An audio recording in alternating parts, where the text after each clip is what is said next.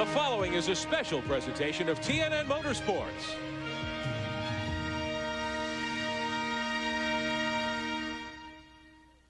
Beautiful Carolina blue skies over the rock. We're at North Carolina Motor Speedway in Rockingham, North Carolina, for the next to last race of the 1996 Busch Grand National season. If you missed this event a year ago, you missed a great race.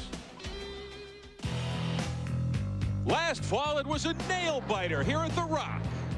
Simpson's got one chance now, Mike. He's going down into turn 3. He's got one chance, and that's to get on the bottom side. They're going to be three wide. He's going up top. He's got the room. Wallace thought he was coming for the bottom. They are 3 wide. Down to the line. Contact. And Bodine wins it. Is that a race or is that a race? All right.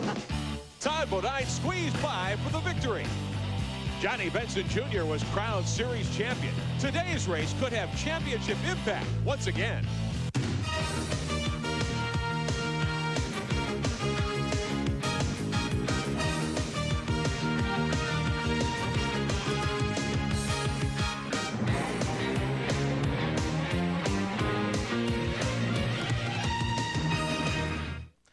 Tons of attention being paid to today's AC-Delco 200. If you think the Winston Cup points battle is very tight, well, this one is too. In fact, the lead changed just a couple of weeks ago. Randy LaJoie is the new point leader. This one will have a lot of impact on the title. 2 weeks ago at Charlotte, the Busch Grand National points battle turned in Randy LaJoie's favor. This wreck took David Green out of contention for victory at Charlotte, while LaJoie's 6th place finish gave him a 50-point edge in the title hunt. It was race number 4 of the 1996 Busch Grand National season. That's when David Green took sole possession of the points race. Of course, he lost it 2 weeks ago in a horrific crash at the Charlotte Motor Speedway. David, you're sitting here 3rd on the grid. Good qualifying effort. Good to see you're okay, but what are you going to do to chomp at that 50-point lead that now Randy LaJoie has over you? Well, Randy, about the same thing we've done all year long. Go out there and be consistent, qualify good, and stay up front. And that'll take care of everything. We just need to push the old bad Lady Luck away from him. We'll be okay. But the Caterpillar car is pretty good, and we're in for a good day, I feel like. Okay, good luck this afternoon. Randy LaJoie will start 13th on the grid here this afternoon. We'll keep our eye on the points battle all afternoon. Now, a guy that's excited, young, and looking for a good race here this afternoon is on the pole. He's standing by with my colleague on pit road today, Glenn Jarrett. That's Buckshot Jones. Glenn? Well, thanks a lot, Randy. And it's been a year of first for Buckshot Jones. He got his first Busch Grand National win, and as you said, his first Busch Grand National pole here today. And it's his first race in a brand new Pontiac. What a way to start this thing off. Yeah, it is. You know, we're really happy with the Pontiacs. We tested down here last Wednesday, and they run a lot better than what we thought they would.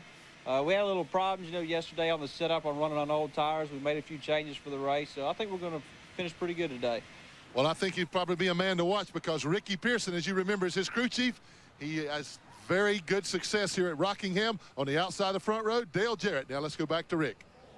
Well, Buckshot Jones is a young driver who has already won this year in the Busch Grand National Series, but there are a whole lot of competitors today who really need a win as this season winds down. We're joined today by 3-time Winston Cup champion Darrell Waltrip. Darrell, guys like Mike McLaughlin, Tim Feto, they haven't been to victory lane yet. Hey, you know what? Did you have to ask me this question? I mean, no respect at all. Yeah, guys that haven't won, I know them all. I didn't want to say that, but... Jeff Green comes to mind, and Chad Little comes to mind. Those two are guys that are accustomed to winning or have won, and there are a lot of others in the field that would, I know, like to win for some credibility for next year. So, yeah, there's a lot of guys out there that won races, but a whole field full of them that haven't. 200 miles today on this Rockingham surface that was new not very long ago, but Buddy Baker, it's changed quite a bit. I was over talking to the crew chiefs, and they said, hey, it's back to being the old Rockingham where you have to run extremely soft suspension, a lot of downforce in the corners here. All in all, what we're talking about, this racetrack has turned itself right back into the rock and the hard place. It will be all of that and more. 200 miles coming up, the AC-Delco 200 live on TNN. We'll be back to put this field under green in just a moment at Rockingham.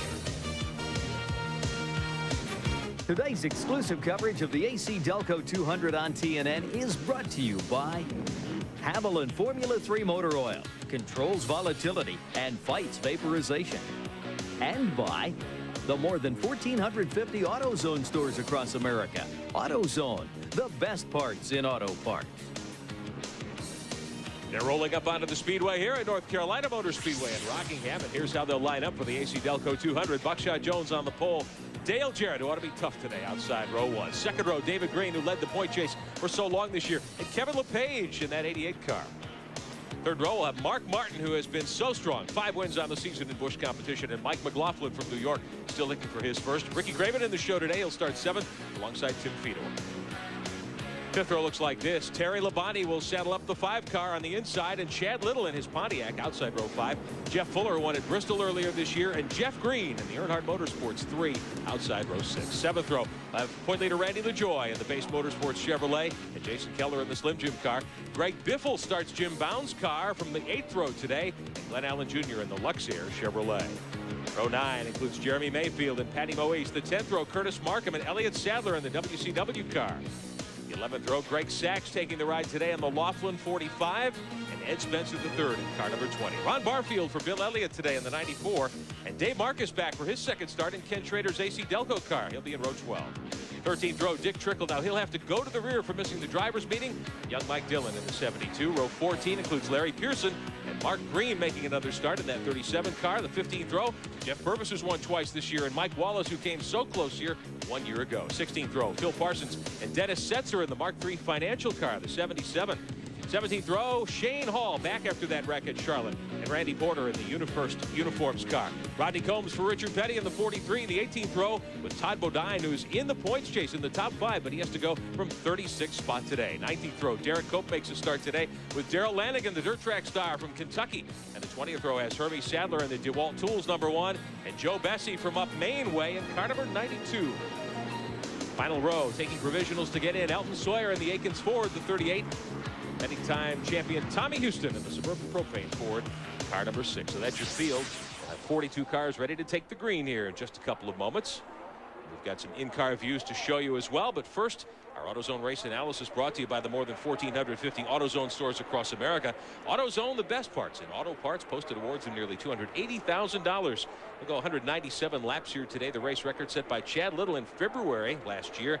And this is the 27th time the Busch Grand National cars have lined up at Rockingham. Phil Parsons will have one of our cameras on board today in the Channel Lock Chevrolet. He goes from back in 31st. And he'll give us a variety of pictures out of that car. A couple of weeks ago at Dover, he was very, very strong. And we'll watch as Phil Parsons gives us a look here today as well. We've got 3 more to show you. Jason Keller lines up 14th, trying to get his season back in gear in that Slim Jim Chevrolet. And we're going to have a couple of other good cameras to show you today. Keller certainly will give us a good look, including out the back bumper of the 57 car. And we're going to take a ride, too, with a guy who has been so strong in Busch Grand National competition this year. Mark Martin's been almost unbeatable. Well, he's got that Ford figured out. I mean, everywhere he goes, it's right on the bottom of the racetrack, and his buddy will say, or any of these drivers will tell you, a car that'll hook to the bottom of these racetracks like Charlotte or here at Rockingham, it's going to be hard to beat. Daryl, a couple of years ago when they first repaved the thing, any setup would work for a little while here, but now that it's getting back to the old Rockingham and getting slick,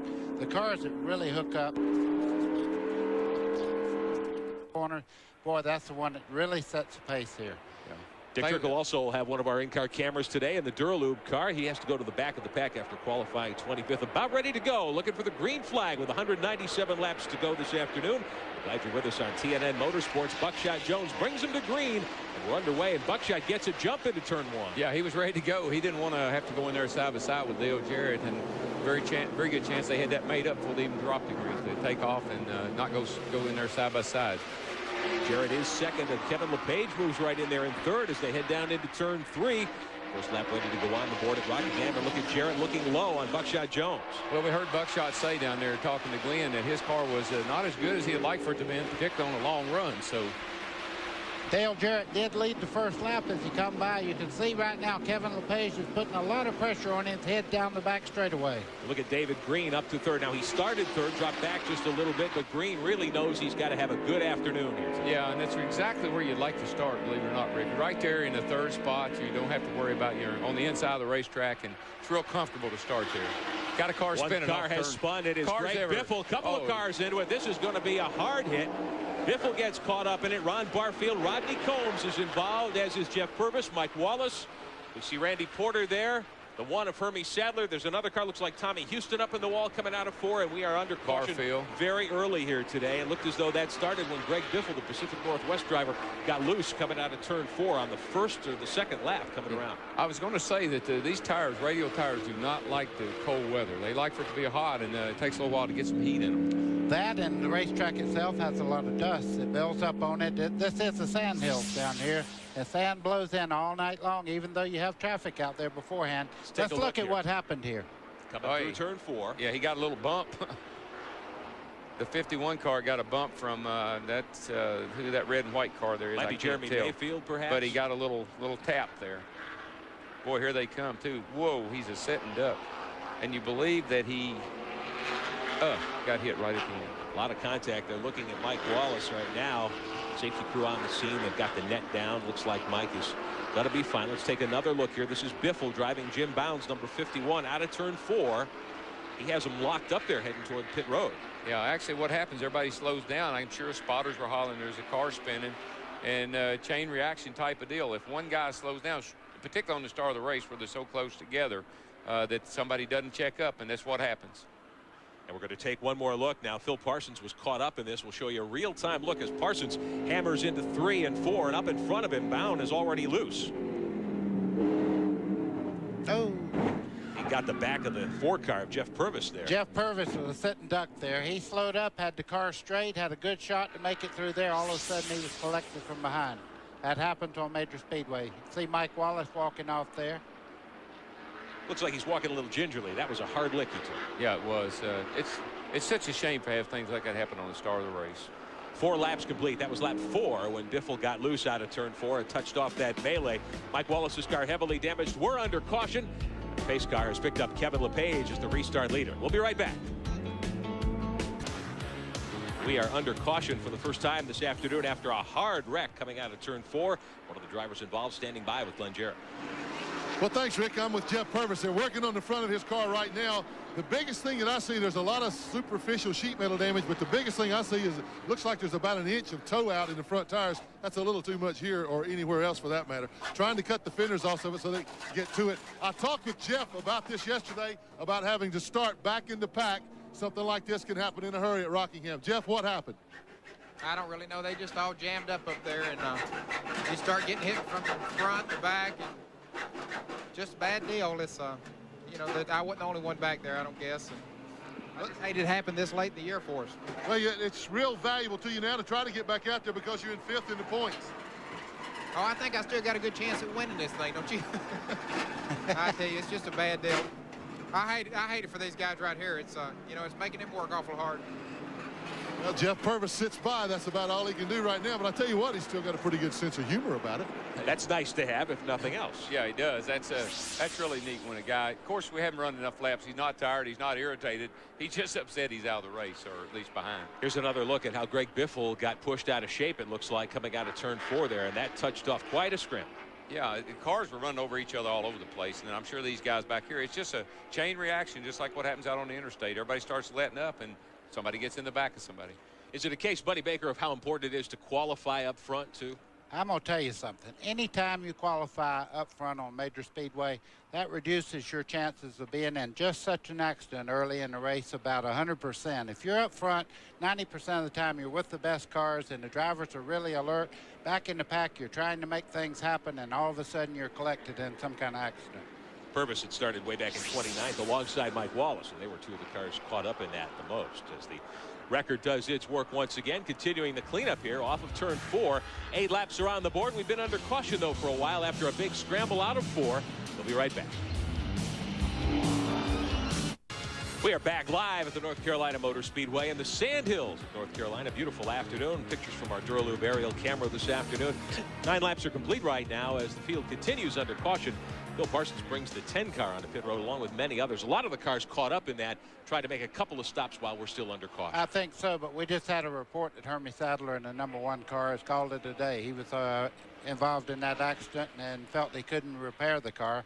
They're still working like crazy on Phil Parsons' car, as you can see here. Trying to get the front end in some sort of raceable shape. Glenn Jarrett on pit road for us. Well, still standing by Jeff Purvis's crew. And, guys, it's just really kind of disheartening to see, in addition to Jeff being wrecked and out of the race. But look at the front of the car. The whole thing has already been cut away. Now, what did this? This DeWalt electric jigsaw here. Now, I can't tell you how many man-hours, how long it takes to put the front end and nose piece on one of those cars. All those bars, the fender braces and everything, they take that jigsaw in about a minute to a minute and a half. They remove the whole front end of the car here.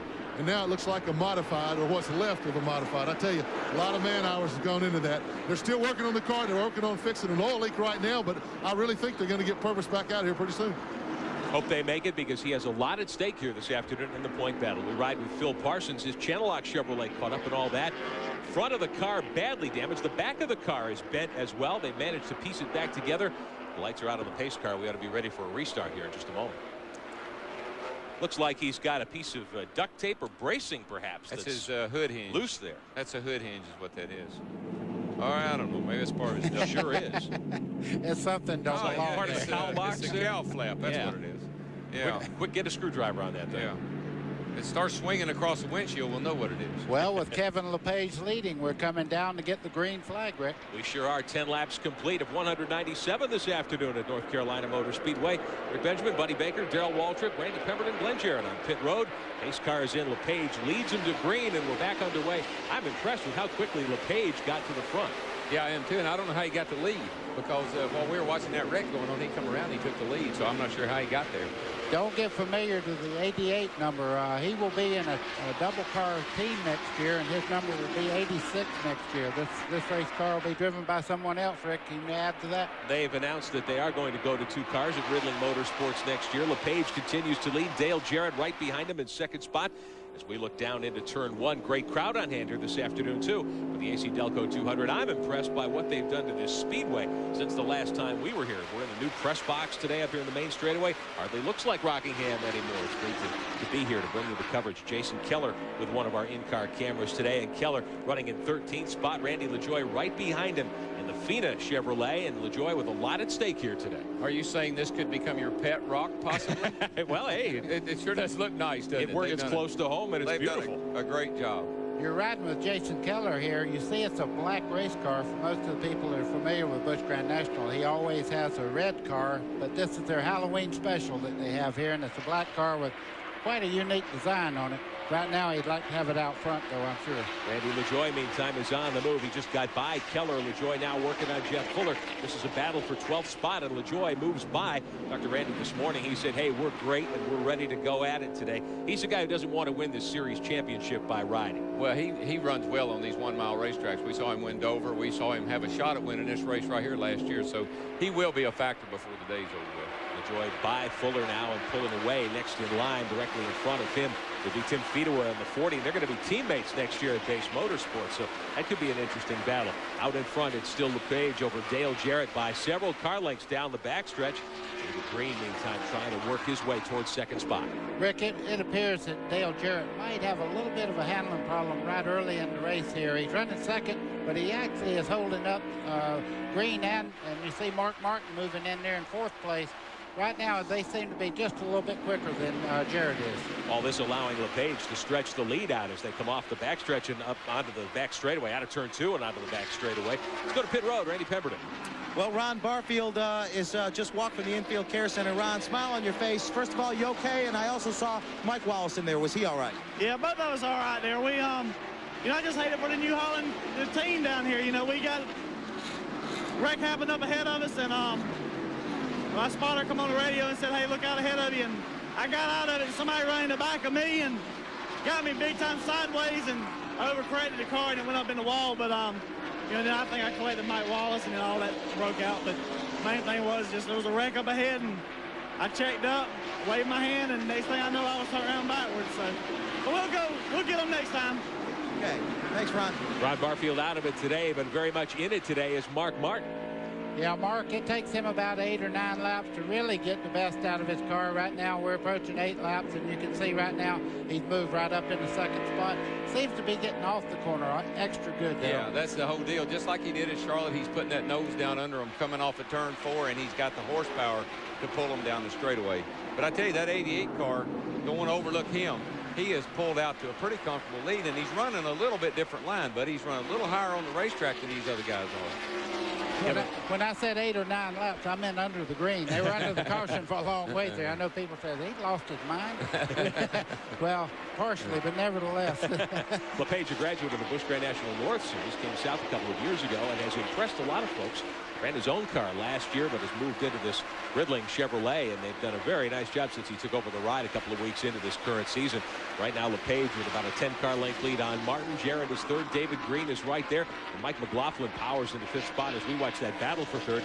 Jarrett there in the 32, the 95 with Green, McLaughlin, and we swing back to catch a few of the cars a little deeper in the pack. You know, people keep expecting Mike McLaughlin to win a race. I know I'm one of them. It's a great team, and Clyde McLeod and the whole program is right there. Everything there it takes to win.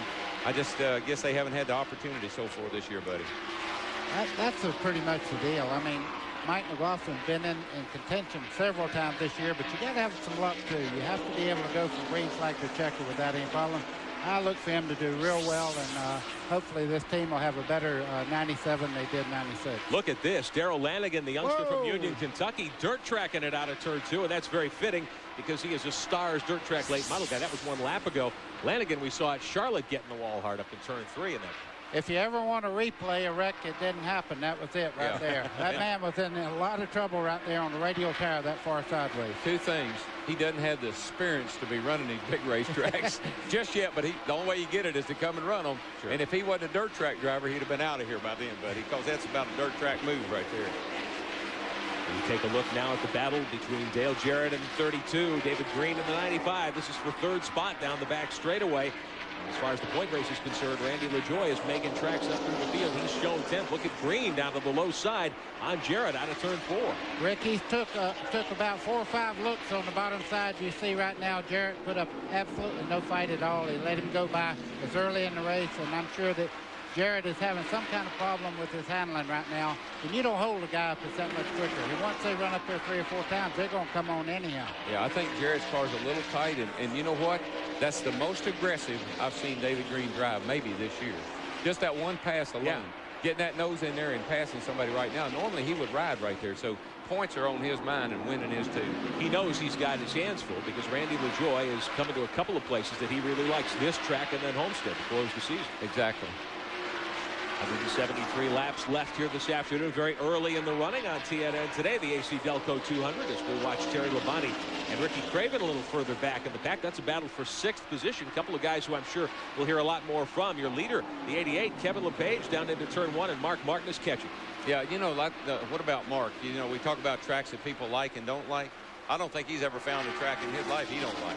At least he wins on all of them. But, you know, you get a combination that works on a racetrack, and Mark Martin seems to have the number here. I mean, he's given, right now, he's closing in on our leader, Kevin LePage, right regular here. You can see he's just about 3 car lengths off the lead right now. As he goes through the corner, his car don't look that much better than everybody else's until you see him coming up out of the corner. He can hold a lower line there. Yeah, he can. Leaders are on the backstretch and down into turn 3. They lap this place in about 25 seconds under race conditions in these Busch Grand National cars. So very quick here at the Rock, just a little more than a mile all the way around this D-shaped surface. LePage is your leader.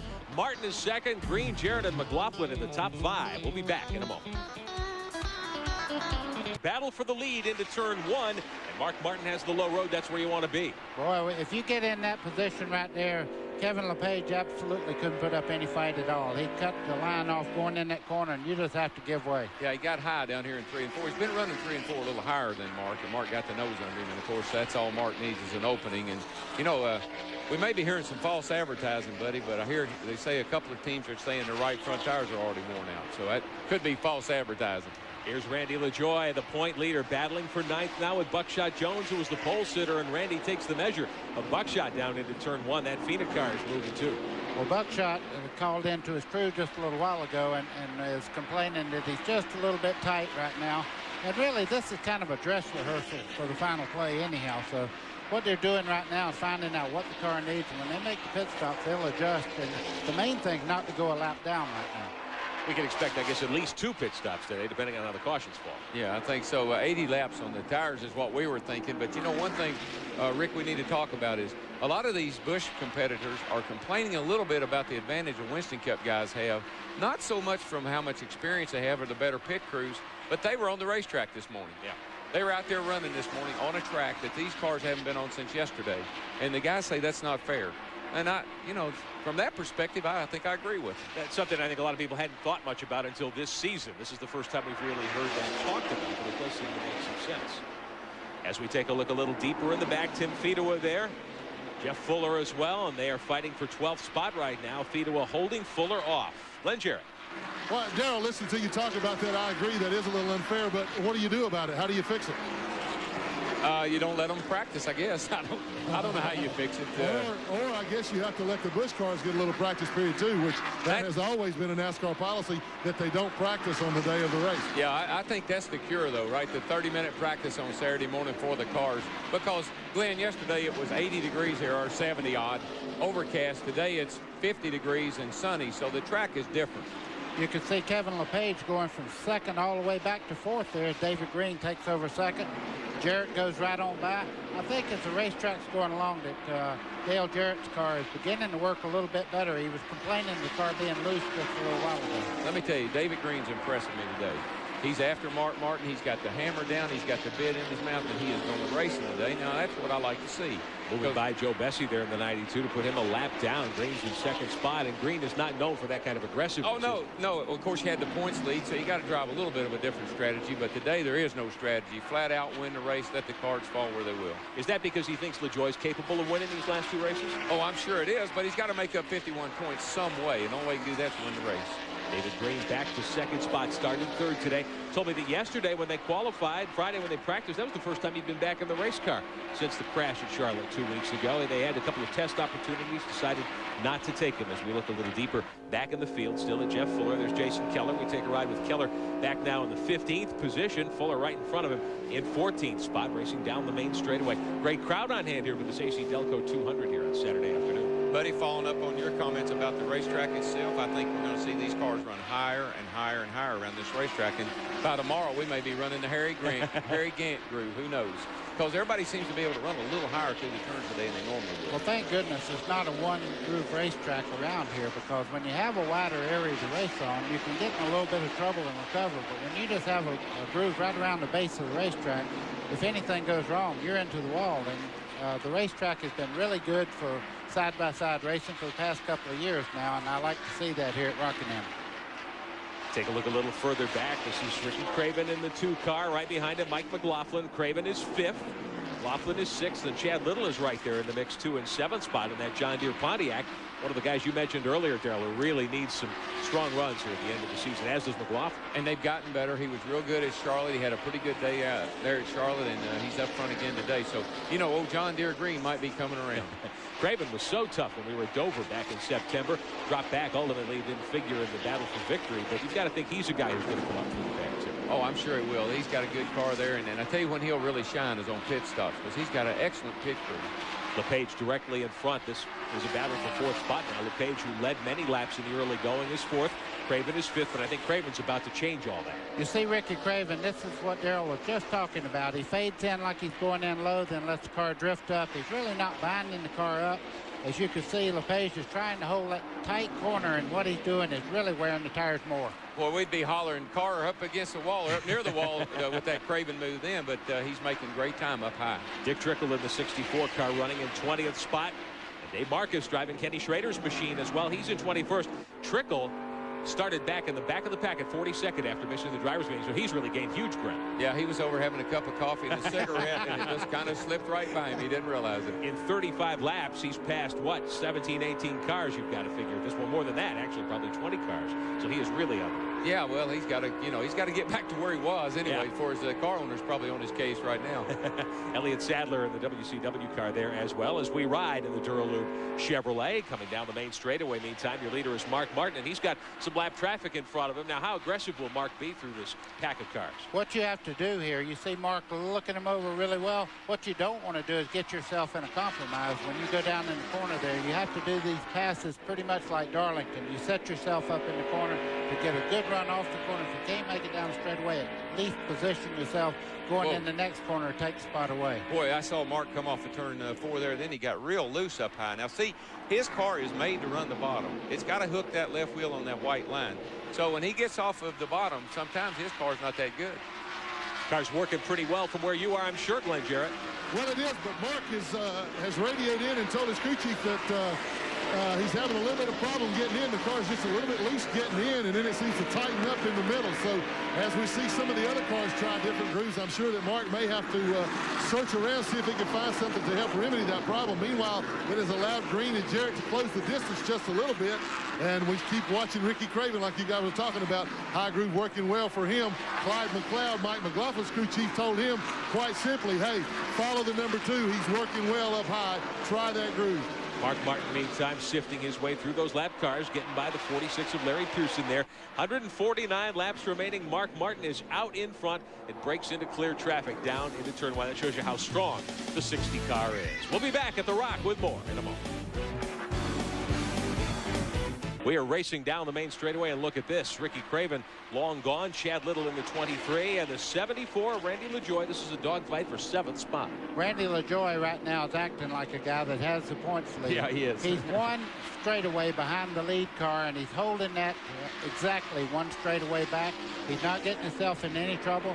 I think he has a lot of race car, but I think he's being extra cautious. I know you like Randy LaJoie a lot. Yeah. Isn't the difference for him this year he's become more patient?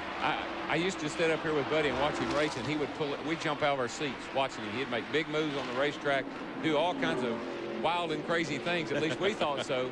And he'd win or finish well sometime, but most of the time he'd get in trouble. Now he drives with maturity. He drives with confidence.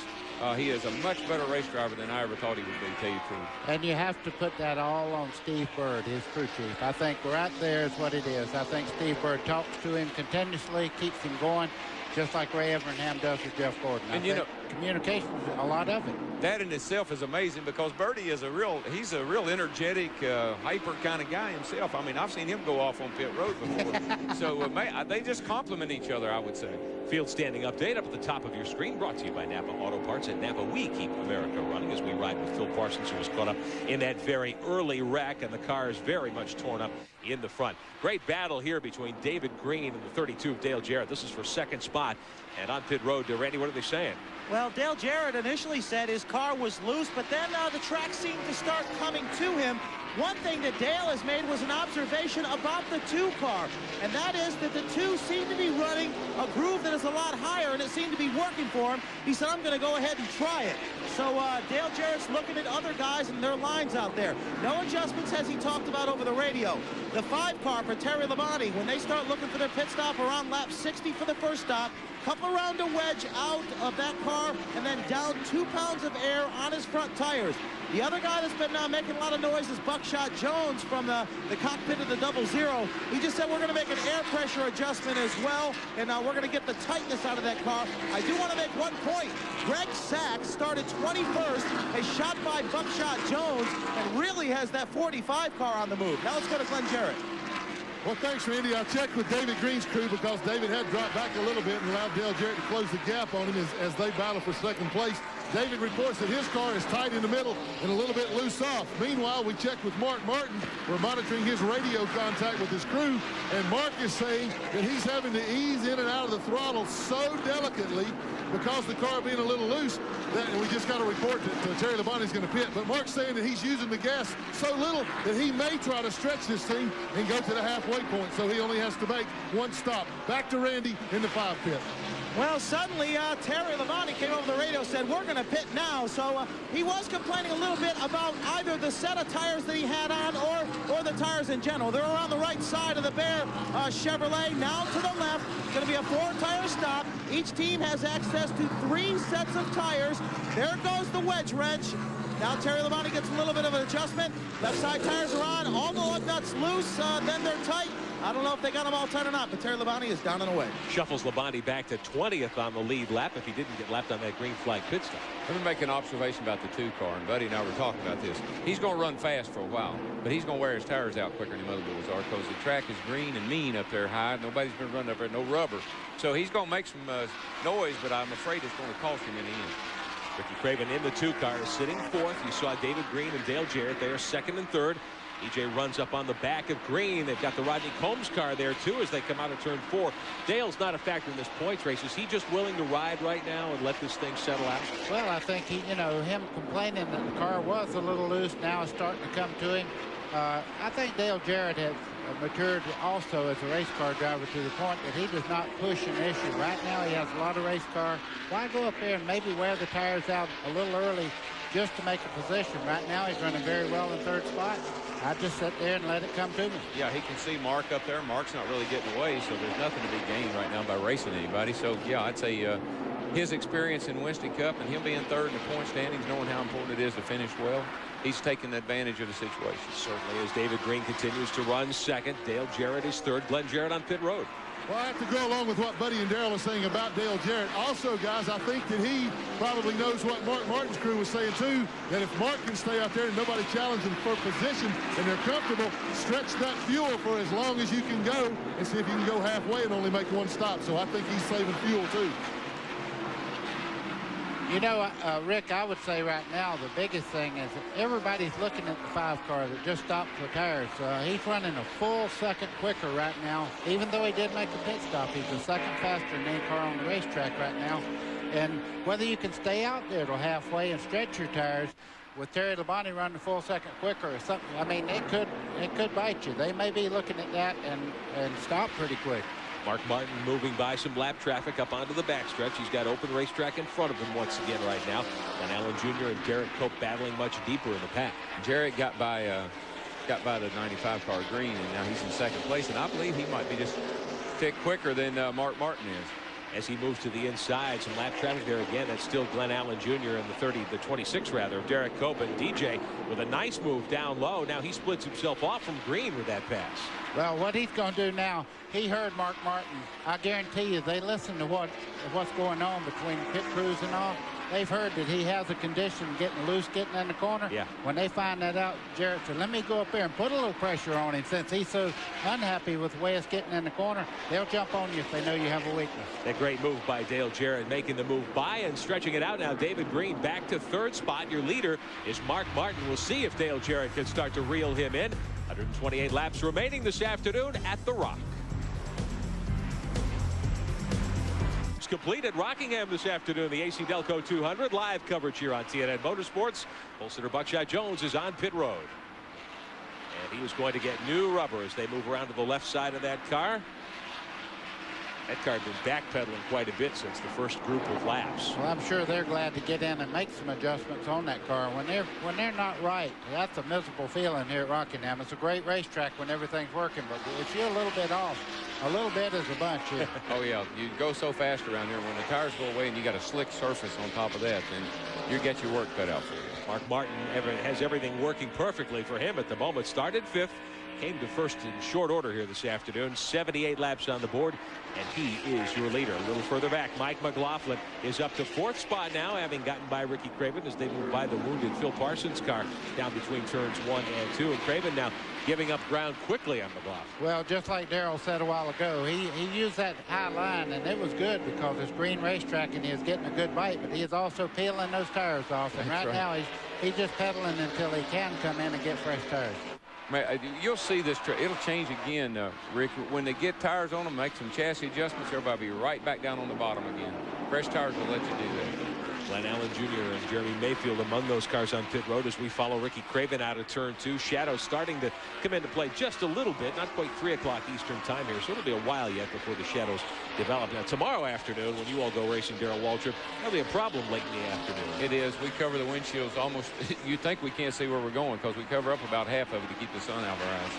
Craven doing a nice job today, sitting 5th and riding comfortably at the moment, fighting perhaps the tire condition. And some of the leaders starting to make green flag pit stops. Larry Pearson also ducking out of pit road just now, but Craven riding all alone there in 5th spot. McLaughlin has moved by him and gone away. You know, Rick, with those 4 tires that Terry took early, he's made up a half a lap. Wow. He's here at the start line. Mark Martin's on the back straightaway about halfway down, so he's made up a lot of ground. Now the problem's going to be that Mark gets fresh tires. He'll probably make that back up on him. At the moment, Labonte being shown back in 22nd spot as we look at another battle for position. Jeff Fuller's car on the Speedway doing a nice job. Fuller is 13th. Dave Marcus back there in that mix of cars, as well as Curtis Markham. Kevin LePage taking the 88 car into pit road as well. We'll take a look at that in a moment. Meantime, there's Derek Cope back up on the speedway. Some of the cars here now do pit on the backstretch today. 31 pit stalls on the front straightaway here at Rockingham. So that meant 11 of our field today had to pit on the backstretch. And as we talk about frequently, that is usually considered a disadvantage. There's Fuller and Cope, and Fuller on the low side of the SG Motorsports Chevrolet, tucking in behind Cope now as they run down into turn one. Rick, it's going to be a big advantage to Mark Martin if he can go on one stop. I mean, how are you going to beat the fastest car here, and if he stops one less time? Absolutely. We're showing 83 laps right now. If they're in the window, the lead cars are going to have to make a decision pretty quick. If they're beginning, I'm watching the cars just through the corner. All of them are starting to hang out just a little bit. You can see how far sideways the 60 car Mark Martin is right there. It's really loose getting through the corner. Yeah, it's getting kind of ugly out there right now. Everybody's all over the place, and they can't anybody really pass anybody without taking a big chance. Chad Little on the pit road. Also, Dave Marcus brings Kenny Schrader's AC-Delco car down. Chad Little getting some new tires on the outside of the car, getting that windshield scrubbed off, and he'll be ready to go at it with 84 laps on the board. Glenn Jarrett. Well, he is in the pits there, Rick, and they put it down now. They will go to the left side. We were talking during the break there. We won't see any two-tire changes today. They're on the left side now. And a little bit of trouble with the jack there, but not too serious. All in all, pretty good stop. Chad's down and away. He was running, I believe, in the 6th position, so we're already starting to see those guys. Meanwhile, Jarrett and Martin just continue to ride around. As long as nobody's pressuring them, they're going to stay out there and stretch it as long as possible. They are 1 and 2. Mark Martin, your race leader, with 85 of 197 laps complete. Todd Bodine brings the 81 car, the Ron Neal machine, on the pit road. They've been very strong. He had come from 36th up to 10th spot just a moment ago. As we see the Cape Canaveral Lines car come down, the attention of the Protec Motorsports crew, tires on the outside, and it looks as though Ricky Craven is also going to come on pit road. They put the outside tires on the 81 car, fuel being put in as well. Here's Craven's machine. Mark Green also on the pit road. Craven with the attention of the DuPont crew, the Teflon Krytox machine. Craven will get new rubber on the right side, and of course left side as well. Randy Pemberton, you're close by. Well, you're right. Just going to be 4 tires. Try and get it done as quick as possible. They gave up as much track position as they possibly could before they came down pit road. Smooth pit stop so far for the DuPont team. Left side tires going on down on the way. Excellent pit stop for these guys. Yeah, he's got a great pit crew, and you're going to see the difference on the racetrack here in just a minute. You know, Mark's going to go to that 100-lap marker. Going to get real close. Unbelievable. And that's going to be a big advantage for him. Well, why wouldn't you? He's leading the race. Obviously, he's having no problems. If he can do this in one stop, everybody's in big trouble. Is that a testimony to how smooth he is, that he can save his tires for that length of time? It's just how good the car is, Rick. I mean, the car is awesome. It's smooth. He's a good driver. And, I mean, he's got it all going for him. Daryl, we have a camera inside of Mark Martin's car in just a few minutes. As you can see going down the front straightaway, it'll be interesting just to run a lap and kind of see what his car is doing. You can see a little bit of glare there as he started off right in the middle of turn 1. Now he's looking down the back straightaway. You can see the car is tracking pretty good for this late in a run. Yeah, he's coming up on 90 laps, and I'm sure there's a bunch of guys wish they could go 90 laps. Martin smoothly through 3 and 4. Now looks like Jason Keller is going to bring the Slim Jim Chevrolet down on the pit road. Green flag pit stops. We had that one early caution 4 laps in when Greg Biffle spun in turn 4, and several cars piled into him. Since then, we've been green all the way as we watch Keller bring the car on the pit road. You know, Rick, one thing that makes me jump off my seat here is when you get ready to pit here, you got to slow down in the racing groove to get into the pit lane. And man, there's been I can't tell you how many misses there's been down here from cars slowing down to turn into pits, and nobody knows it. And man, it gets close.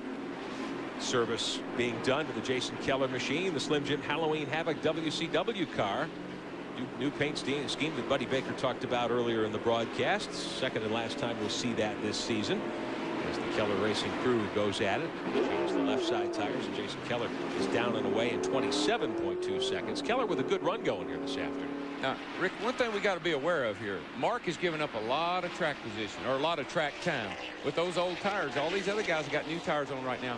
They could really put him in jeopardy. Terry Labonte he's a straightaway behind Mark Martin right now. So maybe this is not a good strategy. Maybe Mark should have got those fresh tires on a little earlier. Labonte at the moment has come back to 8th position on the lead lap, right behind Dennis Setzer and Curtis Markham. Martin is your leader in the 60 car. Jarrett, Green, McLaughlin, and now Randy LaJoie is up to 5th. We'll be right back. Gorgeous afternoon in the Carolina Sandhills. Our Durloo aerial camera giving us some wonderful pictures as we watch more of the cars coming out of pit road. Dale Jarrett will make a green flag pit stop from third position. Randy Pemberton. Well, they're waiting for Dale Jarrett to hit his spot. He complained early on about the car being loose. If you're new to Winston Cup or Busch Series racing, a lot of ways you can adjust that. Do it by tape, pulling tape off the front grille. There goes the track bar adjustment. That's what Dale Jarrett opted for. Down on the track bar, that will tighten up his Band-Aid forward. Could have done it with a little air pressure. They chose to go the same route they had on the first 4 tires. They're on the left-hand side. Not the quickest of pit stops, but a nice smooth stop. They got the left rear done, waiting on the left front. That's going to hurt him a little bit. He's down to the way, 28.3. Mark Martin will be in about a lap and a half. So Dale Jarrett gives up a lot of track position with that one, but the tires may indeed help him get back up through there. David Green up out of the group. Kevin LePage down there. A lot of close racing. Several groups of cars around the track. I'm speechless. That crowd going right there, about 10 or 12 cars right there. They were all together at one time. I couldn't tell who was who. And they all went off in the corner twice here. And Lanigan's right up in the middle of them, and David Green was right up in the middle of them too. That's quite a race right there. You know, Darrell, after the cycle here, everybody stops and gets new tires in the next 5 or 6 laps here. It's going to be interesting to see how they shake out and who is actually leading after the cycle when everybody makes their first stop. I think Terry Labonte's going to be a lot better off than we think. Well, he is for the time being. Now, the question is, he's got to come in again and get 4 tires. We know that. The question is, how much time has Mark given up? See, Terry was behind on the get-go. He had a loose condition, or his tire, right front tire was bad. He had to stop, but he's taken full advantage of that, I tell you. Meantime, Mark Martin, the race leader, is coming off of pit road, coming off the Speedway onto pit road, and the crew is ready to receive him there. Here comes Green, too.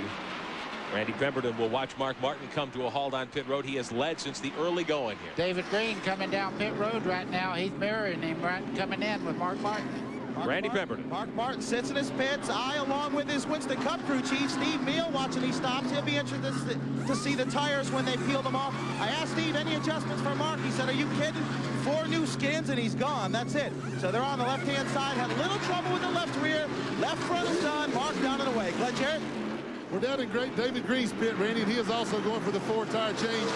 They had decided all along that they would follow Martin into pits, and that's exactly what they did. A little bit of trouble getting the car jacked up with the left side. Right rear tire changer was way ahead of everybody else. I've got the clock on them. We're already up over 24 seconds. A little bit slow, but not too bad under race conditions. Curtis Markham had inherited the lead. He comes onto pit road in the Lysol Chevrolet now, as the cars work around and get ready to get back to green flag racing. David Green gave up 1/2 a lap on that pit stop, on that exchange. Mark came in. They came on pit lane together. He was on the same straightaway with him before the pit stop. He's now almost a 1/2 lap behind. They had a real slow stop or some kind of problem down there. Nice job by the Hensley Racing crew working on Curtis Markham's machine. He'll be leaving that car at the end of the season, and that is a Pontiac. Terry Labonte, meantime, has parlayed all this into the race lead at the moment with 100 laps on the board. Boy, I tell you, he was so fast. I mean, like a second a lap faster there. He was, Darrell, but right now he'll be a second slower than the car is trying to catch him. So, man, it's just going to be a waiting game, and we do know that Labonte will have to stop again. So, right now, Labonte's at the mercy of the court of caution. Would really help him out right now. Oh, yeah, it put him back. He was off from the start, so he had to make that early stop. Sometimes that works out. You just have to wait and see. Jeff Green, one of the drivers we talked about at the top of the broadcast today, who badly needs a win in the Earnhardt Racing #3. Green back in 12th spot, very much in the point chase here this afternoon, so he needs at least a good finish, but a guy who really would like to take that car to victory lane before the end of the year. Your race leader continues to be Terry Labonte in car #5. Our Stanley Tools mid-race report brought to you by Stanley. Since 1843, Stanley has been helping people do things right. We've had 4 leaders so far this afternoon with 4 lead changes. Average speed nearly 122 miles an hour. Just that 1 8-lap caution very early in the race. Do you see who's leading the race? Ricky Cravens. He did that in the pits. He came in behind Mark. Now he's leading the race. And the green car gave up any chance he had of being competitive or in contention in the pits. Terry Labonte in the 5 and Craven in the 2, both at the head of the pack right now. And Labonte down inside of Ed Spencer the 3rd as they work down into turn 1 and 2. We're past halfway, 105 laps complete, 92 remaining here at the Rock this afternoon. We're glad to have you with us on TNN Motorsports. Back with more after this. On online before, during, and after the race at www.nascar.com. 24-hour NASCAR Garage Pass. All the information you need on NASCAR Online. We are under caution at Rockingham, second time today. Buckshot Jones in that brand new Aquafresh Pontiac hammered the turn 2 wall a good lick, and this is going to allow the leaders onto pit road. Labonte now has the race lead. Craven right behind him in second. This will change the strategy quite a bit. Oh man, I mean, Terry Labonte is like a prophet right now. He needed a caution to win this thing. He got the caution he needed. I think this is a big break for Terry.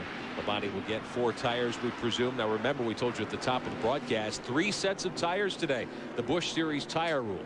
Rick, you see what happened there is the 5-car Labonte's in. He needed tires. Mark Martin took on tires 11 laps ago, and he's back in there getting another set. So this really played in Terry Labonte's strategy. Busch Series point leader is also in, Glenn Jarrett.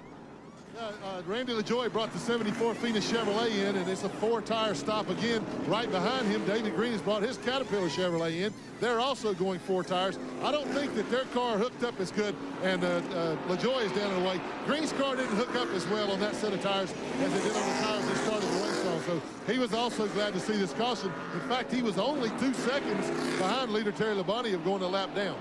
David Green back onto the speedway, as is Jeff Green, his brother. Let's show you what happened here in turn 2. This is Buckshot Jones loose into 2. Yeah, he was loose off of 4. He took my breath off of 4. And I think he was having a problem long before this happened.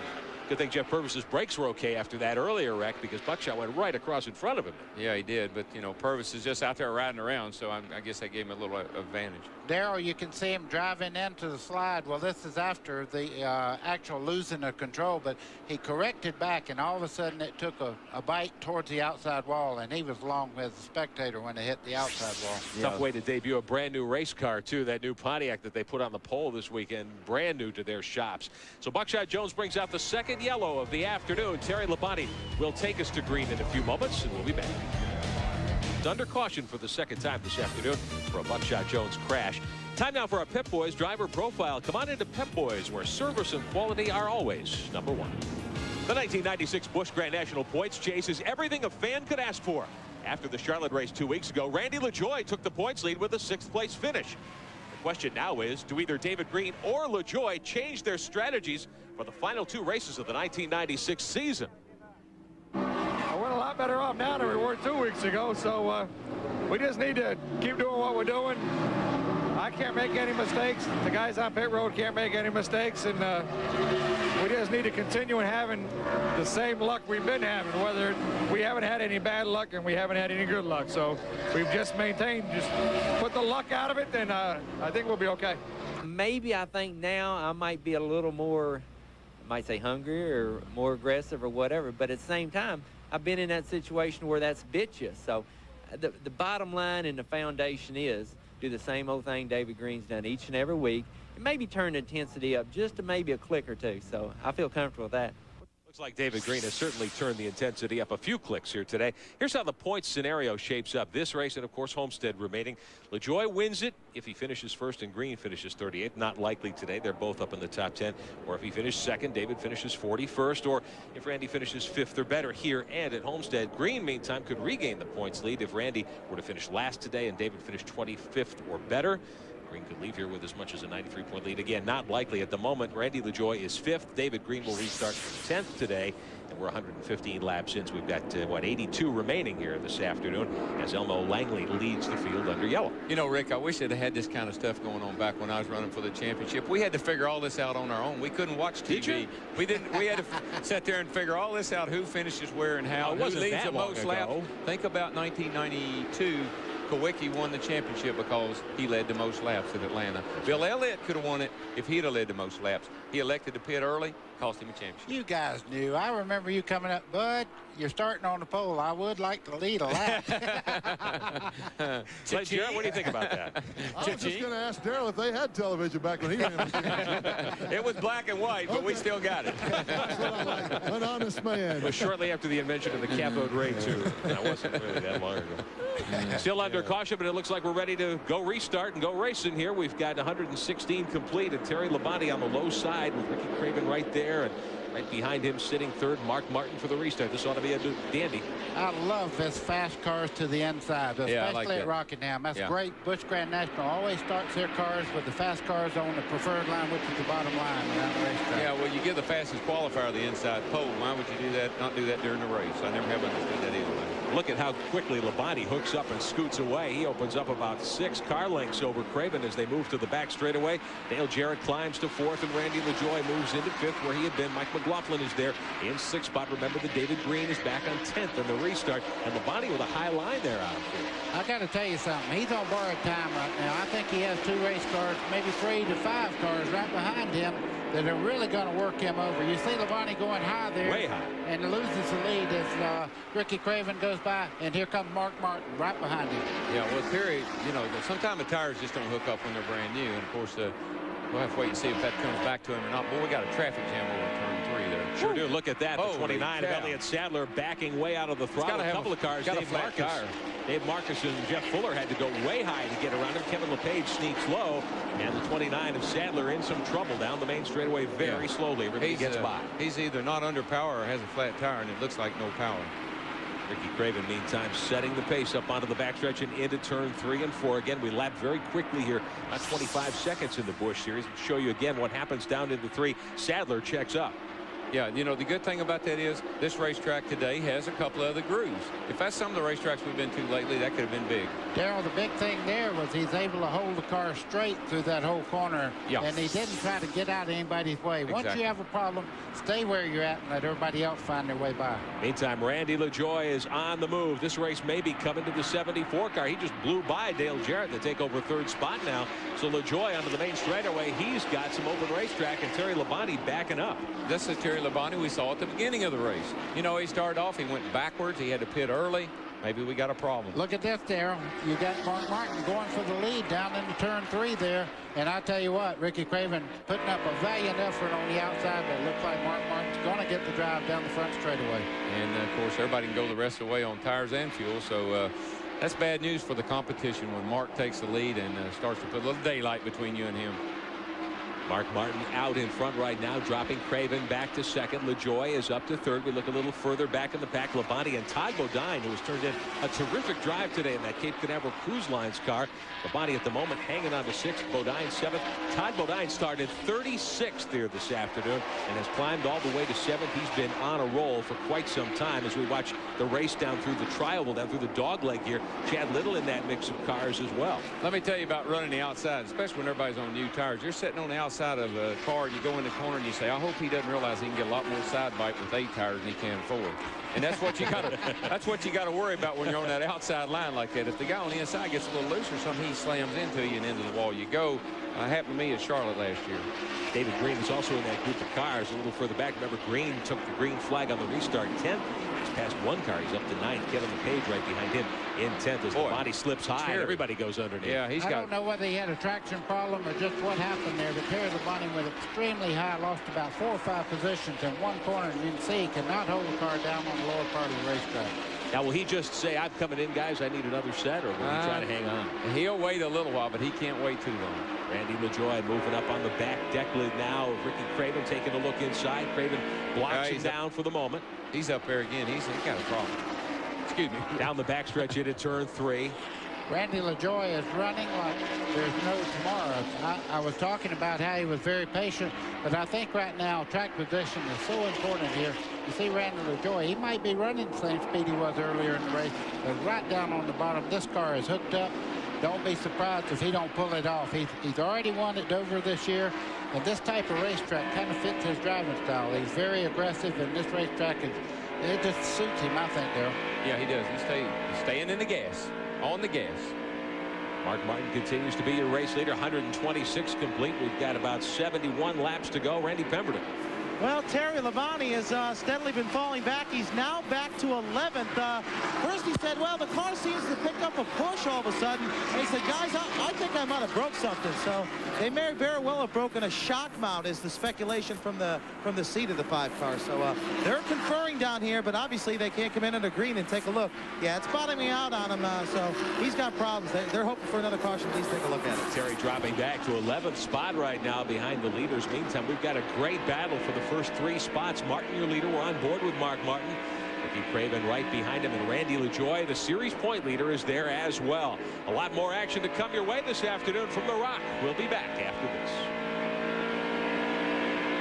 On TNN, Mark Martin is your leader. Right behind him, though, is Ricky Craven, and Dale Jarrett is the guy who's really been on the move. Look at this. DJ's going to try for second here on the backstretch. Give me forward bite. Now, it's what he has. You can see right now Dale Jarrett is really hooked up. He's tremendous from the center part of the corner. Right about here, you can just see him pull away from the 2-car Ricky Craven. Yeah, he's got a good set of tires on there this time, and they came at the right time also.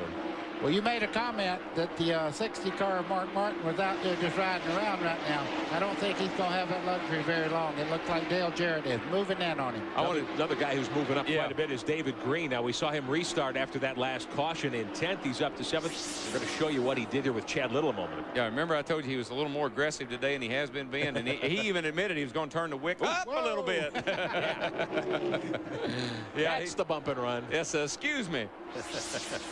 So David Green now is up to 7th spot. He knows he has to stay close to Randy LaJoie, who is running in 4th position. Martin is your leader right now as we watch David Green track along in 7th spot. Glenn Jarrett. Well, guys, I just checked in with the 95 and the 74 crews to see what was going on. LaJoie's car has gotten really loose on him, that his crew chief Steve Bird told me. Also, Butch Enders, the team manager for David Green, says that after that last pit stop, they made no adjustments, that the car was perfect. It was a little bit slow getting out of the pit. He started in 10th. We've seen him move up through the field, but he really likes the way it feels right now. He's got plenty of time. 62 laps remaining here this afternoon. Plenty of time to make a move. Kevin LePage, a nice run for LePage today, up to 8th again. He's closing down fast on the 81 and the 95 car. That's a team that really has come around here in the last part of this season since LePage took the chair in that car. Yeah, he's really done a good job in that car. You know, he was a struggling guy on his own kind, and those two teams came together, or he as a driver and that as a team, and they've done very, very well.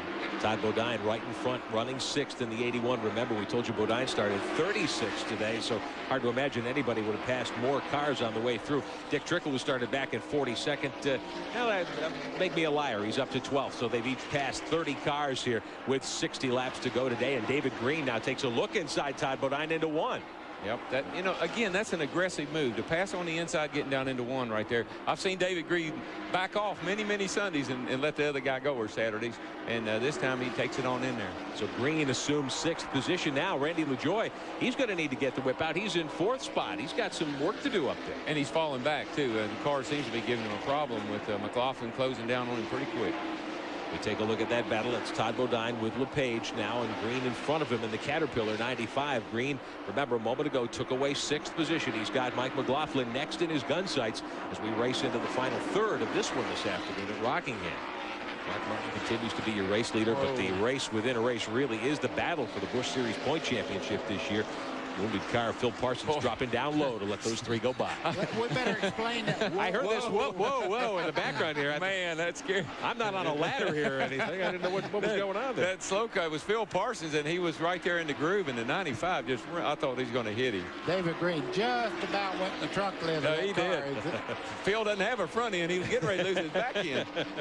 Green feels fine, and that is good to see. Those of us who were in Charlotte 2 weeks ago, that was a scary lick he took against the 85 car of Shane Hall. We showed it to you at the top of the broadcast today, and Green was he was hurting for a few days. Yeah, but you know, 51 points with a couple of races to go, that's big. Oh yeah, and a lot at stake. The Busch Series champion wins a huge check at the end of the season, and both these drivers really want that. Randy LaJoie, the series leader, he's 4th, trying to hold Mike McLaughlin back. Well, he's trying to hold him back, but he's already complaining that the car is loose to his crew chief, Steve Bird. And the worst place to be loose, I think, on the whole circuit is right here at Rockingham. You have to get down in the corner under control. If you're loose getting in, it messes up the whole corner for you. So right now, he's doing the best he can with a loose car. Not only is it the worst place, this is the worst time, because if we don't get another caution, he's got to live with that thing to the end, and that could really hurt him at the when you get down to the end. Mike McLaughlin in the Royal Oak charcoal car, running in 5th position right now behind LaJoie. Mark Martin holds on to the point. Uncontested at the moment. He's got Dale Jarrett back there. Also Ricky Craven. Back with more from Rockingham after this. Battle for position between Mike McLaughlin, who's taken over 4th, Randy LaJoie, who's now back in 5th, and here's David Green, the other guy with a shot at the point title. He's back at 6th, so Green is watching this thing and loving. David Green has to be loving it because he is the next car behind LaJoie now. So this points thing is, I mean, they're starting to come together here. And we already have heard that the 74 car of LaJoie is having a problem. David Green's loving his car. It won't be long before he's bumper right up there against him. Yeah, well, the thing about it is he's got to be careful, too. He's got 3 real hungry guys right behind him, so he could give up 3 spots just as easily as he could gain 1 right now. Now, we've lost 5 cars from the start of this one. We still have 50-some laps to go here, so if either of these cars was to fall out now, they would certainly finish pretty deep in the pack, and that would affect the point chase quite a bit. For now, at least, the 2-point contenders are 5th and 6th. You know, Terry Labonte had a problem on that restart. I think he had the air pressure way too low in his right front tire, and he thought the car was something wrong with it. He is chasing these guys back down, and I don't think he's the fastest car on the track, but he is one of the quicker cars on the track right now. Todd Bodine in 7th spot, gave up that spot to David Green a few laps back and hasn't made much progress toward the front for a time there. Todd Bodine looked like he had the fastest car here this afternoon. Jeff Green a couple of spots back in 9th. Kevin LePage sandwiched between the 3 and the 81. Jeff Green tries to go inside, can't do it as they lap up on Jeff Purvis. Now, we told you a moment ago Mark Martin was all by himself. Not anymore. Look at that 32 car. No, you didn't say that. Yeah, I did. You said uncontested. Yeah. This is contest right here. As they race through 3 and 4, and Martin now with his hands full. Yeah, we got a new player. Dale Jarrett moving by the Greg Biffle machine, the 51 car there. Martin has led much of the afternoon. 93 laps, a typical Busch Series performance, really, from Mark Martin, who's won 5 of these races so far this year, bidding to make it 6 before the season winds down in November at Homestead in Dixie Ford. But as we say, Dale Jarrett again for about the 3rd time this afternoon is really putting pressure on Martin. Yeah, but Dale didn't get through traffic at all there. They were going by a car that was a lap down, and quite frankly, Mark got a very clean run into the corner. You can see Dale Jarrett drop back about 10 car lengths there, and to make up 10 car lengths on Mark Martin, that's going to take about 8 or 10 laps to get back up there again, if he can. And you were saying you thought when Martin saw some pressure, he had a little more left in that car. I think his rear view mirror is hooked up to his accelerator pedal, to tell you the truth.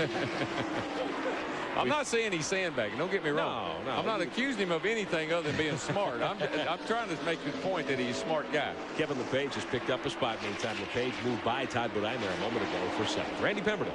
Well, I was talking to Dale Jarrett's crew, John Urban in particular. I said, has he got anything for Mark Martin, and where does he stand as far as how hard he's running on these tires compared to where the checker flag falls? He said, man, Randy, I don't think he's got anything for him. Dale's running it about as hard as he can. He thinks Mark is just riding just hard enough to stay in front of him. I do want to make one other update. Buckshot Jones, who was involved in an accident just a few laps ago, they are going to transport him to a local hospital. Seems as though he banged up his nose pretty good. So Buckshot, they're going to go and check him out at a local hospital. Well, I tell you what, Dick Trickle. Mark Martin just put a little lick on Dick. Well, you know, Trickle's not paying the proper respect to the leader here now. He needs to get over and let him go by. Exactly right. Trying to stay in the lead lap there and just got in the way real bad. And you can see Mark Martin had to give him a little chuck here. And then listen, Dick Trickle is Mark Martin's hero. Matter of fact, all these guys from Midwest, Dick Trickle is their hero. Matter of fact, he's my hero. So 500 career victories, most of them on the short tracks of Wisconsin, many in the ASA series, and that was some hard contact, Glenn Jarrett. Well, it was, and it all started down here in turn 1 right before they went up the backstretch there, guys. Martin had pulled down under Trickle going into 1 to try to lap him, and Trickle absolutely slammed the door on him. Martin went down on the apron to miss him, and so I'm sure that was just a little payback there to let you know, hey, buddy, I'm the leader. Get out of my way. Yeah. Meantime, David Green has drawn right up on the back bumper of Randy LaJoie as they head up onto the backstretch. This will be the battle for 5th spot, and Green takes a look down low. Now, He's Green, there. you see, he come in there, he let him know he's there. You see Randy LaJoie wash up the racetrack. David Green makes the pass. Or you see Randy fighting back on the outside, but he's got to give this up going into turn 1, I think. Yeah, I tell you, it's tough. But Randy, give up is not in Randy LaJoie's dictionary. It's really tough getting in the corner under somebody. You need that little bit more room to let the car drift up just a little bit. It really is hard when a guy pinches you down. You see David Green running this low line right now. If he could use the ideal way around the racetrack, he'd drive right on by Randy LaJoie. But right now, he's having to earn that spot because Randy's not giving him the proper angle to get in the corner real fast. Oh, he got him here, I think. He's going to force Don't make the mistake I made. Here he comes back. He'll force him up, though. See, that's what he needed to do. I mean, it's not the nice thing to do, but that's what he needed to do. Boy, you're a treacherous old guy. Yeah. I didn't realize you thought like that. You get down on when you get down underneath somebody, I mean, you know, the guy on the outside is in a little wee bit of trouble. Randy LaJoie now still holding on to the point lead. This is the way it would be at the end of the race if they finished like this in 6th and 7th position, or 5th and 6th with 41 laps remaining, and Green would be able to make up at least a few points here. LaJoie at this point may just be thinking, I'm going to hang tough and try to stay here close to Green as LePage goes by him as well. So give Kevin LePage 6th position. 41 to go at Rockingham. Mark Martin is still your leader. We'll be back after this.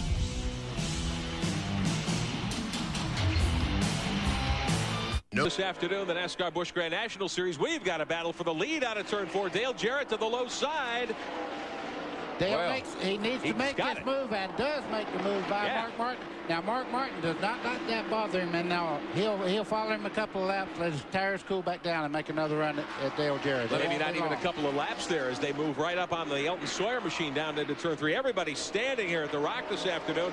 Dale Jarrett uses the 38 cars a little bit of a pick to open up a couple of car lanes. Now you see why Mark Martin likes to ride out front. His car maybe is a little loose in traffic or with cars around him, because that 38 car is what really caused that whole pass. 38's trying to keep him going a lap down, but Mark doesn't seem to handle real well with cars around him. So we've had a lead change, first one in quite a while. Mark Martin dropped back to second. Dale Jarrett, the outside pole sitter, is your new leader. Let's go to pit road. Well, this is Randy Pemberton, and I'm down here in the 60 pit. Kind of looked at Steve Meal, then I looked at Mark's crew chief, Bobby Leslie. I said, is he all right? Is he saying anything? Man, these guys are calm, cool, and collected.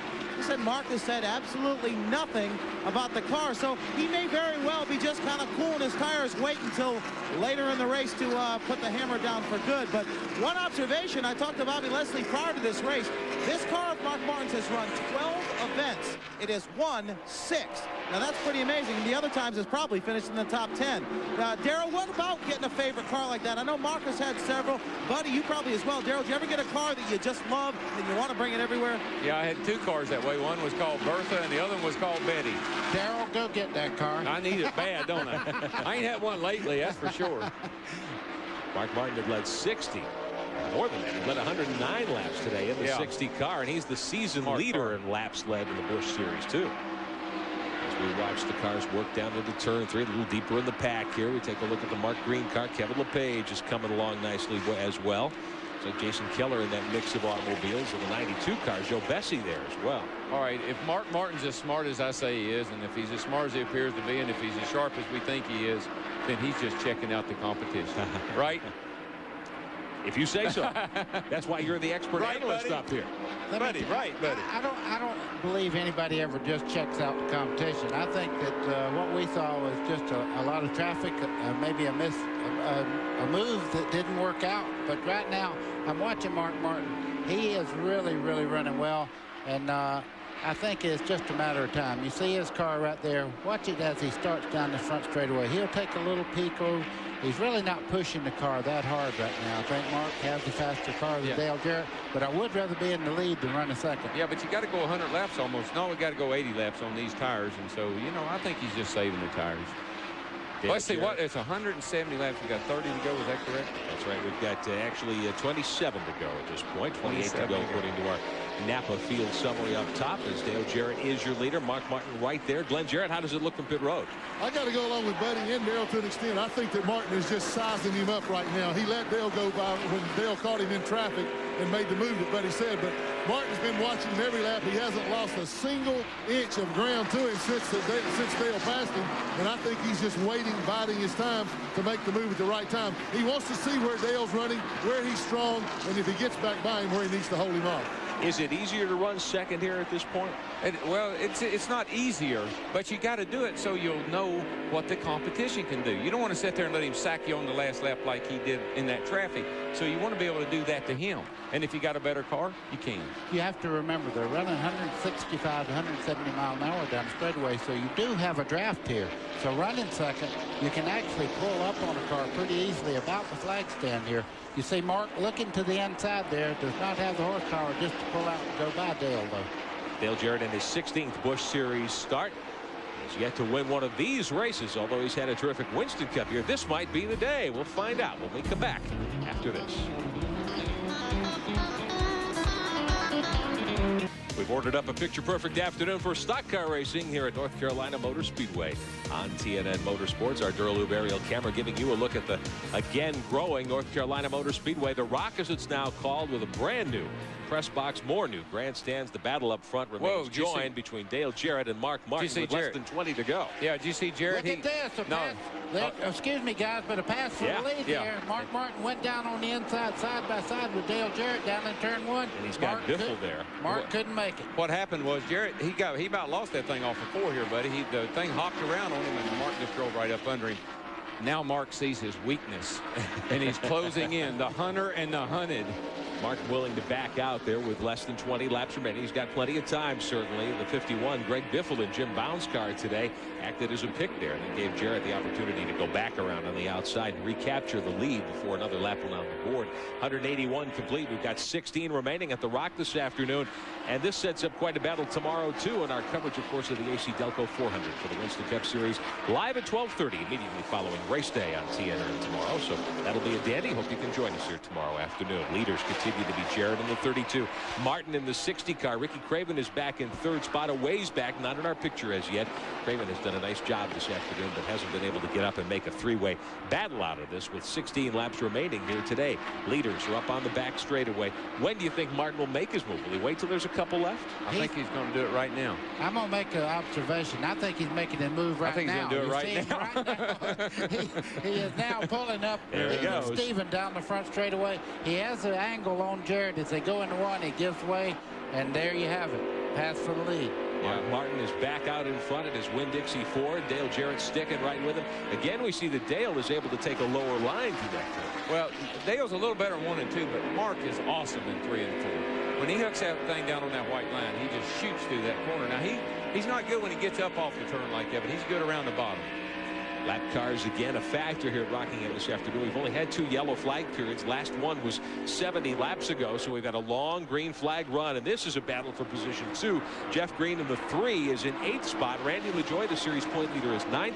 David Green, his nemesis for the season championship, is up in 5th, so Green stands to gain some ground on LaJoie here in the next to last race of the season. You know, Randy LaJoie, you were talking earlier, Darrell, about having that loose condition. You see him wiggling really bad there coming out of turn 2. That wall on the back straightaway will get you, and Randy LaJoie is trying to survive now, not make position.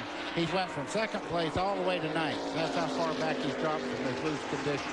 Good afternoon for Jeff Green in the 3 car. He's gained 4 spots from where he started here today and running along in 8th position right now. The lead continues to be in the hands of the 32 car and the 60 car. The battle up front. Mark Martin back out in front for the now, at this point anyway, with a dozen laps to go. And that's how things would stack up point-wise if the race were to end at this point, with David Green gaining 17 points. Came into today 50 markers behind. It would be a 33-point advantage as we watch the leaders sift through lap traffic down into 3. That was a great move. Those 2 cars, the 72 and the 19, were holding them up big time, and Mark split them down the back. What a great move.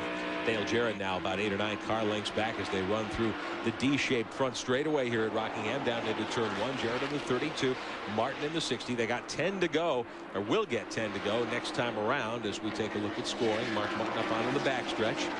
187, so 10 to go at this point. Where we're at right now, you see Mark is able to pull away just a little bit in traffic.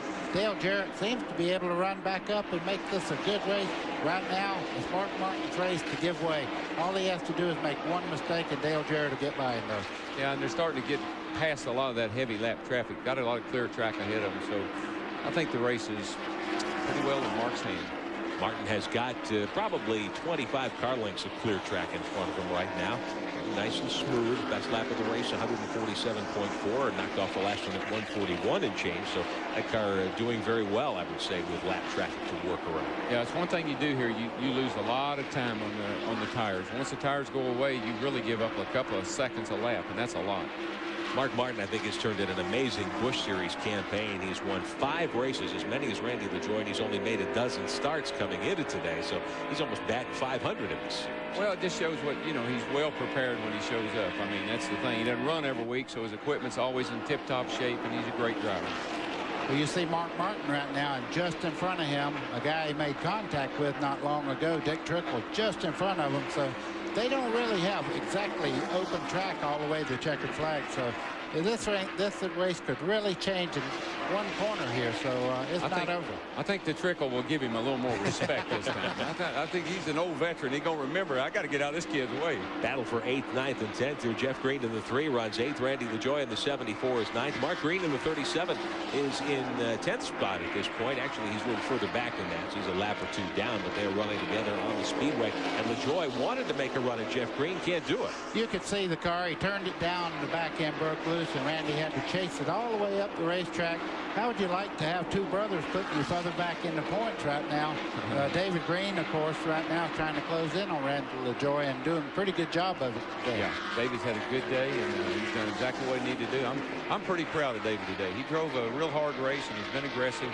That's what you got to do when you're behind. 5 laps remaining this afternoon at Rockingham in the AC-Delco 200 as Mark Green drops down low. He's back in 21st spot, a lap down to the leaders. LaJoie and Jeff Green, meantime, still going at it. Jeff Green lets Mark go around in that time, so Jeff Green trying to hang on to 8th position. A lot of point money at stake for all of these drivers. Jeff Green up in the top 5 in season standings as well, with 4 laps remaining here at Rockingham this afternoon. A reminder, tomorrow race day noon at 10 o'clock Eastern time. All the NASCAR Winston Cup and Busch Series news, plus everything else from the world of motorsports. I'll be back in our Charlotte studios tomorrow. Our coverage of the AC-Delco 400 at 12:30 Eastern time tomorrow, right here live on TNN Motorsports. I'm just watching LaJoie. He's fighting this car really, really hard. He is trying to make up a few points here. And I don't think Jeff Green's car is exactly perfect, but I am noticing one thing back up front. I noticed that Dale Jarrett has moved up again on Mark Martin. Yeah, he caught Mark caught Patty Moise there in lap when she was lapping her, and it hurt him a little bit. But I don't know. Time's running out here, bud. Coming up on 2 laps to go for the leaders as they head out of turn 4 and come down toward the stripe. Move down the main straightaway into turn 1. Martin with about 3 car lengths now over Dale Jarrett as they get the 2 to go side. White flag to wave next trip around here. This 1.017 mile high banked oval in Rockingham, North Carolina. Dale Jarrett trying to track in there. Excuse me, everybody. Randy LaJoie did everything but wreck just then coming off turn 4. He had the wheel turned all the way to the right, and the back end was coming around. Sorry to scare everybody. I know you couldn't see it on screen, but I thought we were going to have a replay on that one. He did a great job of holding on. Yeah, there's a lot of cars loose right now. Of course, they're in that window where the tires go away. White flag waving over leader Mark Martin a moment ago. Down into turn 3 for the final time this afternoon. Dale Jarrett will take a run at him here through 3 and 4 in the Band-Aid car. Jarrett looks to the high side. He will not have enough. He'll swing down low, but it'll be Mark Martin for the 6th time in 1996 in the Winn-Dixie Ford. Mark Martin, your winner this afternoon.